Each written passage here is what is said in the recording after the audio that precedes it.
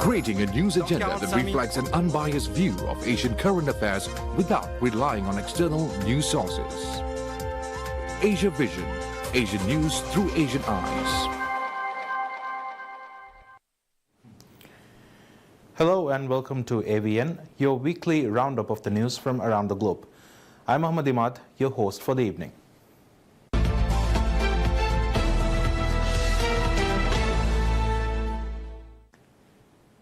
While it's often said that Australia rode on the sheep's back, the wool industry now faces one of its biggest challenges in a century, plummeting production and weak global demand. But despite the uncertainty, a new generation of farmers is determined to carry Australia's agricultural legacy forward. Josh Becker reports.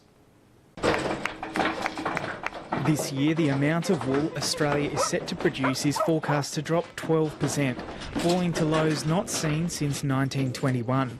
Yet that outlook has not stopped Miranda McGuffick, a 23-year-old fifth-generation wool grower on the Monero in the New South Wales Snowy Mountains, from following her dreams. Yes, being a young person coming into the industry, it's always hard to ignore the headlines or what the newspapers or the radios are saying, but you just have to stay optimistic, and you can make a living out of this by making smart breeding decisions, smart management decisions. Miranda sees the value of investing in sheep genetics to make farmers more profitable. There's so much potential for this industry to get behind genomics more, to make smarter breeding decisions, that it's just an untapped interest area, and I want younger people to be more interested, and they are starting to be, which is wonderful. Last year, she was one of 10 young leaders selected by the industry to travel to China, where more than 85% of Australia's wool is processed. Seeing the pipeline from on-farm, working in the shed, seeing where that wool goes to factories and then being processed, it's been a bucket list item for mine. Seeing them have confidence in our industry and wanting us to get better is really fulfilling. Near Armidale in the New England region, 26-year-old Angus Dawson is taking a different approach. Traditionally, sheep are bred for wool or meat, and at his farm, Angus is developing a dual-purpose sheep for both markets. Australia rode on the sheep's back, and it basically built the country many years ago. Generations past have talked of such roaring wool markets that have made people and farms what they are today. So I haven't experienced that. He's focused on crossbreeding merinos with Poll Dorset and Charolais sheep, a strategy aimed at increasing meat quality while maintaining wool output. On my way to breeding a dual-purpose Poll Merino.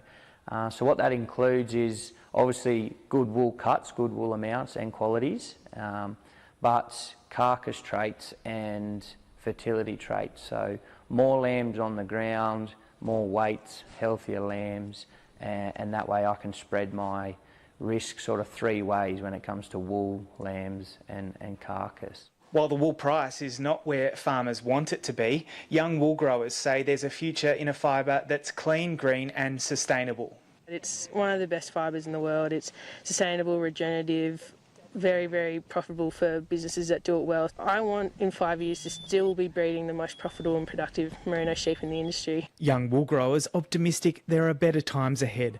Josh Becker, ABC News, Cooma. Local wildlife rescue groups have accused Victoria's largest wildlife rescue organisation of being too slow in responding to injured animals. A number of former and current volunteers at Wildlife Victoria claim their efforts to bring up issues are ignored, and in response the charity threatens to stop working with them. Remedios Linden has dedicated her life to rescuing animals. So when the state's main wildlife rescue group is slow to respond to call-outs, she's frustrated. I dealt with many very distressed members of public who had waited for hours and hours, sometimes an entire day, for a response from Wildlife Victoria.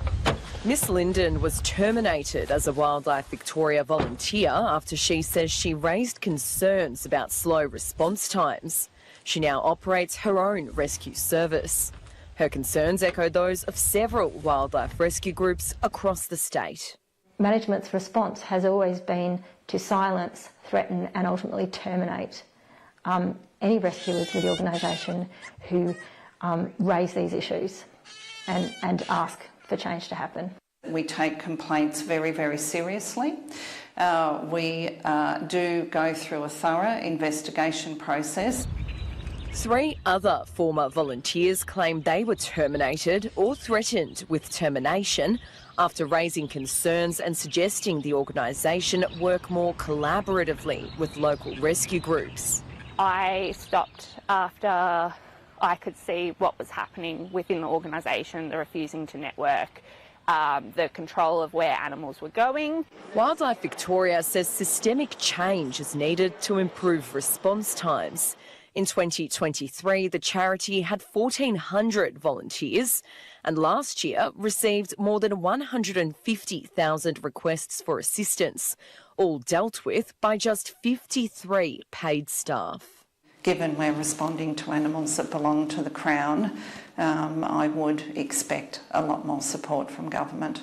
The organisation says as a large charity, collaboration with other groups would be a breach of its volunteer code of conduct.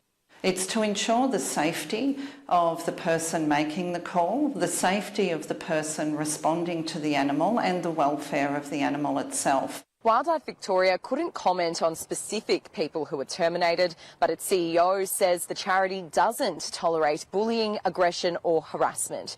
Natasha Shapova, ABC News. The Australian Wooden Boat Festival has wrapped up after 4 days on Hobart's waterfront. This year's event highlighted the rich seafaring history of the Pacific Islands and New Zealand. So that was the very first one. He sailed to Rotunga. Michael Tuffrey sharing the colourful seafaring history of his ancestors with Ilpeti Rubbings. So the double hull canoe is called a waka hourua. It's been empowering. We're sharing the same sea, sharing the same stars, and we're talking about the same language. So it's nice to sort of bounce those familiarities. There's a distinct New Zealand and Pacific Island flavour to this year's Australian Wooden Boat Festival, including traditional boats and exhibits showcasing how birds, clouds and the stars once helped navigate the seas. So we knew there was a significant landmass here because the birds told us so. In New Zealand, it's very common to know all about the Polynesian history and the population, how the Pacific was populated with humans. But here, it's a very unknown story. A partnership with the Auckland Wooden Boat Festival has helped bring boats over from across the ditch, including the recently restored Nataki. Tried to do a restoration as original as possible. This boat raced across the Tasman in 1934. They were hoping for more boats, but the only two that ended up on the start line was Ngātaki and Tivapanga. Wraps up today. Around 60,000 people have visited over 4 days, making it Tasmania's largest free event. Organisers say around half of those people are from outside of Tasmania. Josh Duggan, ABC News. Australians throw away 3 times as many electrical devices than the global average, and experts are warning it may be about to get worse. Microsoft is about to drop support for an older version of its operating system, which could send millions of devices to landfill. As technology accelerates, so too does Australia's electronic waste problem. Companies like this are trying to save what they can from landfill. If we absolutely can't refurbish the asset and resell it into our global networks that we have around the world, then we'll recycle the asset. Australia generates about 500,000 tonnes of e-waste annually. That means each Australian produces about 20 kilograms of e-waste a year, compared with the global average of 7 kilograms. About half is recycled. E-waste is projected to rise nearly 30% by 2030. Microsoft's decision to end support for its Windows 10 operating system in October could add another 240 million PCs to the global scrap heap. There will be a lot of devices that are not able to run that new version. Australia alone, that could equate to 12 million kilograms of PCs and assets going into landfill. Australia does have a mandatory industry-funded scheme for recycling e-waste, but it only covers TVs and computers. The peak body for the recycling industry, ACOR, says the scheme is far from perfect and lacks transparency. It wants urgent action to ensure the producers of all types of electronic products are held responsible for the waste they create. There are also calls for Australia to broaden its right to repair laws. The co-founder of this social enterprise, which collects e-waste, says some companies make it difficult to replace parts. Technology is constantly turned over and updated, and so there is almost a built-in obsolescence. A waste problem that could be solved. Rihanna Whitson, ABC News. The Venice Architecture Biennale is known as the Olympics of Architecture, where top design professionals gather to share cutting-edge ideas on the world stage. This year, Australia will be represented by a team of First Nations creatives. As they prepare to travel halfway across the world, they put in the final touches on a plan to take a piece of home with them. Ruby Cornish spoke to the team, who were busy at work in Sydney. Inside this studio, a home is under construction. But this home isn't anything like yours. The walls are rammed earth, the floor soft sand, and timber frames are slotted together to create display shelves.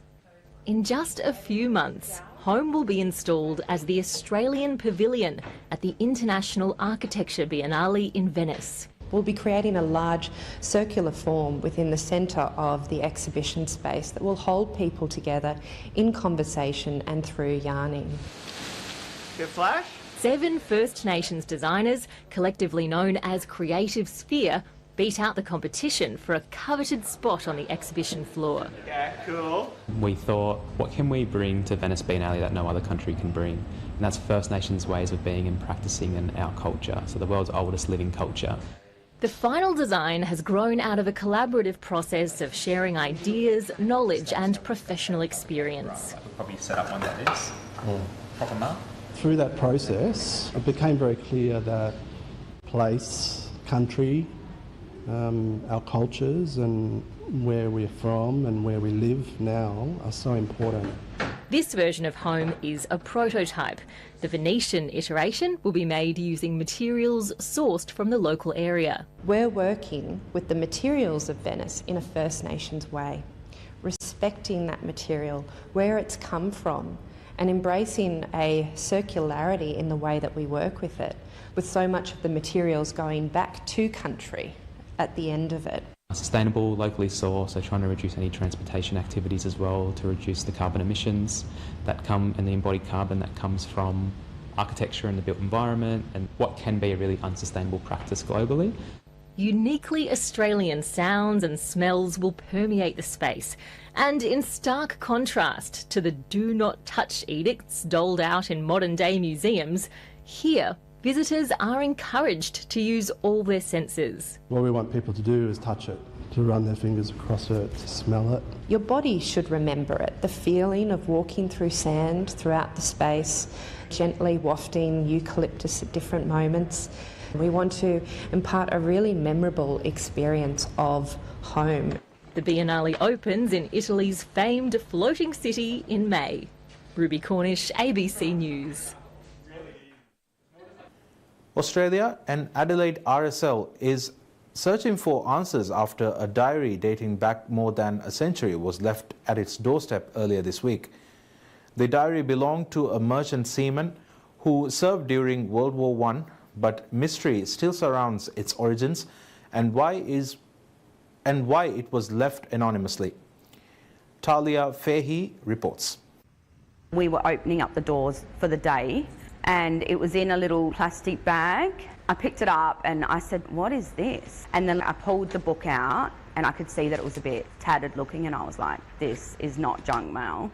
So it's 1904. Much to her surprise, the Semaphore RSL manager had picked up a diary dating back more than 100 years. It was left anonymously at the club in the most unusual of circumstances. It's not normally randomly just kind of left on the ground and just, you know, left there and the person's just gone and hasn't let us know. I doubt very much if it would have been a family member, because if family members want to their stuff to be remembered, then they'll come and talk to us about it.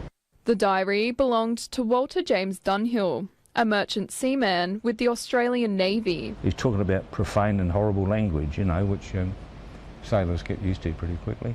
Through his own research, Derek Meadows found that Dunhill was born in Theberton in 1878, and the diary contained entries from World War I. He was on a civilian ship working during World War I, so obviously he was in danger a lot of that time. Mr. Meadows says, although the handwriting is difficult to read, he expects the diary will reveal details about Dunhill's life. We've got a lot of historic or memorabilia here of that era, but I've never seen a diary written over so many years. The RSL is asking anyone who may know anything about the diary to come forward to help uncover the mystery of its origins. Just come in, talk to us, give us a ring, and let us know more about this man's story. Efforts in the present to reveal more about our past. Talia Fay, ABC News, Adelaide. About his mention here of... It's the cultural crash, hit and sport in Japan you've likely never heard of. So-called group action, also known as synchronized walking, is exactly what it sounds like. With the dazzling display taking months of preparation and millimeter precision, as our correspondent James Orton found out. There may be many, but they march as one, moving forwards and back. Near misses are just part of the action. These university students have spent months rehearsing, and it's almost time for the big show. For the first month or so, nobody walked backwards. Of course, there were collisions and some people got hurt. There is a kind of danger. This performance is called Shudan Kodo. Translated, it means group action. And while there may be no music, there is plenty of rhythm. I think that synchronized walking is seen by people as being very well organized and cool. To achieve this level of pinpoint accuracy, students have to map their movements down to the very millimetre. And after every rehearsal, each step is painstakingly scrutinised because there's no room for error. I definitely think the mental aspect is the toughest part. There are times when we don't communicate well with each other, or we clash with each other. But there are moments when we overcome these things and become one. It's taken 4 months of extensive training to get to this level of precision. Training 3 times a week for 2 hours each day. Now, they haven't actually counted the amount of steps they've covered this year, but in previous years, it's been well over 1,000 kilometres. Shudan Kodo started 4 decades ago at the Nippon Sports Science University as a way to build discipline. And while that's still the aim, it's now become a cult classic. It's not easy to get to the point where everyone is in sync with each other and everyone works towards the same goal. Finally, all the hard work pays off. A huge spectacle with over 1,000 people watching on. The people who join us these days are people who have seen the performances of past generations. It's the sense of satisfaction that keeps these students coming back. But the fanfare can't be bad either for these local celebrities. James Oaten, ABC News, Yokohama. Australia. They're the tasty Northern Territory treat that are the envy of the nation, but the top ends mango growers have faced an uphill battle against a disease decimating their crops. Now researchers have had a breakthrough in the fight against mango twig tip dieback, sparking hopes the problem will soon be a thing of the past. Northern Territory farmer Marshall Heritas owns 1,400 mango trees on his property at Berry Springs. This would have been a branch full of foliage. In years past, his orchard produced 18,000 trays of fruit in an average season. That was before his farm, like many others in Darwin's rural area, became the victim of mango twig tip dieback. a disease that doesn't impact fruit quality but can drastically reduce yield. Last year was 4,000 trays, the year before was 7,500. 2 of those years we haven't been near the place even to pick because we've known that it's, the fruit's not marketable. Until now, the cause has remained a mystery, leaving growers to improvise as they treat infected trees. We had water tanks on trucks and big fire hoses and wetting everything, and it seemed to stop it in its tracks. You think, oh, we've beaten it, but it'd come back about stronger about two weeks later. But plant pathologists have finally had a breakthrough. Examining samples collected from across the top end, researchers have now identified the fungi that cause mango twig tip dieback. We've discovered a group of pathogens that are associated with initiating these disease symptoms. They are a very versatile group of pathogens that can take advantage of a plant's stress response. It's research the president of the Territory's Mango Industry Association says could have come sooner. Narrowing down the issue can take a while, but yeah, I don't think enough was done early enough to get to this stage. We should have been at this stage, 3 or 4 years ago. The fungus responsible lies dormant in its host, only taking hold when the tree becomes stressed by environmental factors like extreme heat. And as average temperatures trend upwards, until more is understood about the disease, growers can only persevere in their pursuit for abundance of the Territory's favourite fruit.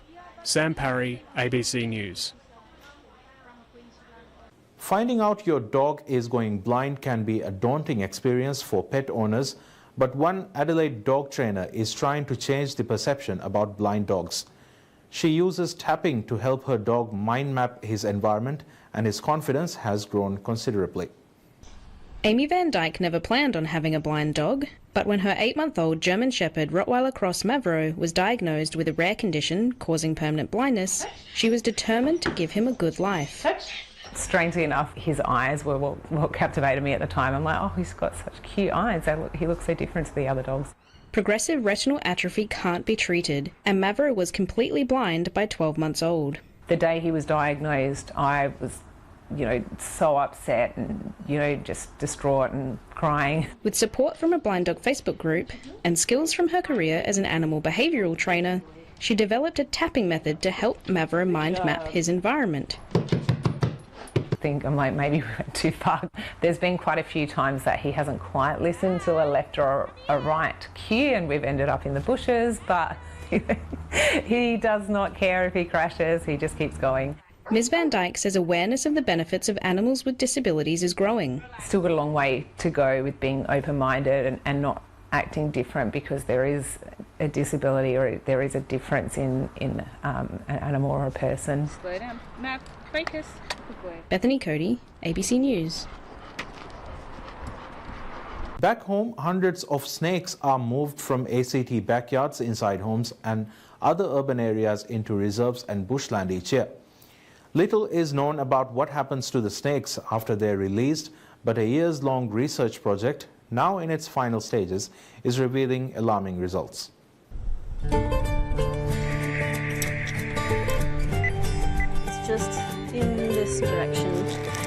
These researchers are searching for one of Australia's most feared creatures. So the best chance we'll have of seeing him is if we go from downwind and walk very slowly towards the direction of the strongest signal. Using a radio transmitter, they're getting close to an eastern brown snake named Bandit. Checking different angles until we figure out exactly where he is. And the strongest signal right now is actually coming from inside this log. The perfect place to hide on a 30-degree day.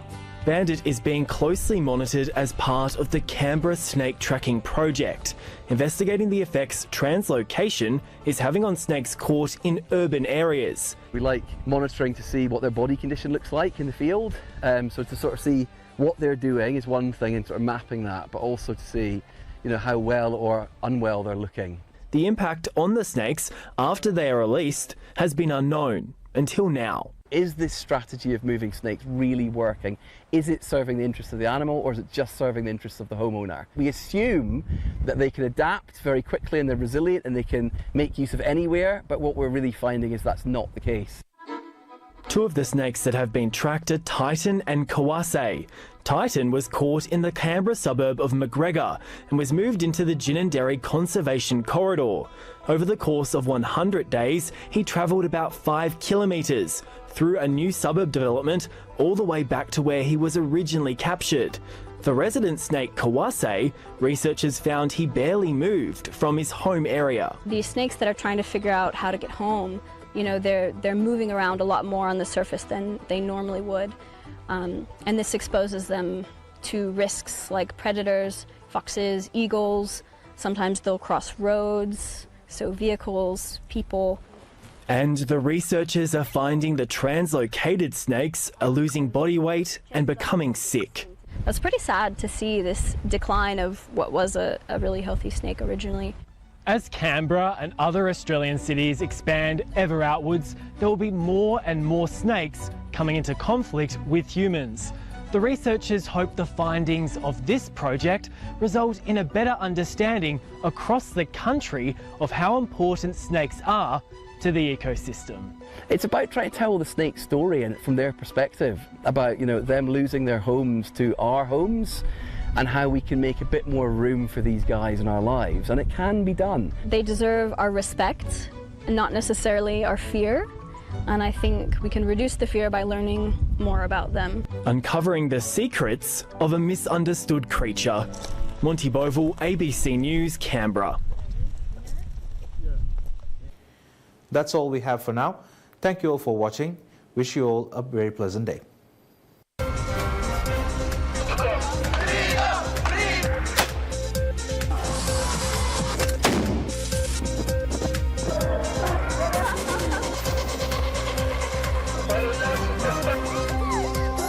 Creating a news agenda that reflects an unbiased view of Asian current affairs without relying on external news sources. Asia Vision, Asian news through Asian eyes.